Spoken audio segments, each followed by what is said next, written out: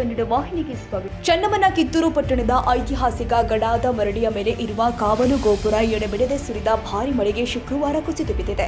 BJP ಸರ್ಕಾರದ ಆಡಳಿತ ಅವಧಿಯಲ್ಲಿ ಗಡಾದ ಮರಡಿಯನ್ನ ಅಭಿವೃದ್ಧಿ ಪ್ರಾಧಿಕಾರದ ಅಡಿಯಲ್ಲಿ 1.80 ಲಕ್ಷ ಅನುದಾನದಲ್ಲಿ ಇತರೆ ಅಭಿವೃದ್ಧಿ ಸೇರಿ ಕಾವಲು ಗೋಪುರ ಮರು ನಿರ್ಮಾಣ ಮಾಡಲಾಗಿತ್ತು. 2 ವಾರಗಳಿಂದ ಸುರಿದ ಭಾರಿ ಮಳೆಗೆ ವಾಚ್ ಟವರ್ ಕುಸಿದು ಬಿದ್ದಿದ್ದು, ಕಾಮಗಾರಿಯ ಕುರಿತು ಪಟ್ಟಣದ ನಾಗರಿಕರು ಅನುಮಾನ ವ್ಯಕ್ತಪಡಿಸಿದ್ದಾರೆ. ಸ್ವಾತಂತ್ರ್ಯ ಪೂರ್ವದಲ್ಲಿ ಈ ಸ್ಥಳದಲ್ಲಿ ಕಿತ್ತೂರು ಸಂಸ್ಥಾನದ ಧ್ವಜಾರೋಹಣ ನೆರವೇರಿಸಲಾಗ್ತಾ ಇತ್ತು. ಪ್ರಸ್ತುತ ಇಲ್ಲಿ ಬೃಹತ್ ಗಾತ್ರದ ರಾಷ್ಟ್ರ ಧ್ವಜ ಹಾರಿಸಲಾಗಿದೆ.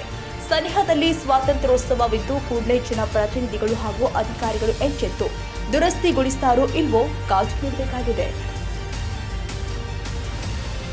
ತಾಜಾ ಸುದ್ದಿಗಾಗಿ MTV ನ್ಯೂಸ್ 24/7ಗೆ ಸಬ್ಸ್ಕ್ರೈಬ್ ಮಾಡಿ ಮತ್ತು ಬೆಲ್ ಐಕಾನ್ ಅನ್ನು ಒತ್ತಿ. ತಪ್ಪದೇ ಲಿಂಕ್ ಶೇರ್ ಮಾಡಿ.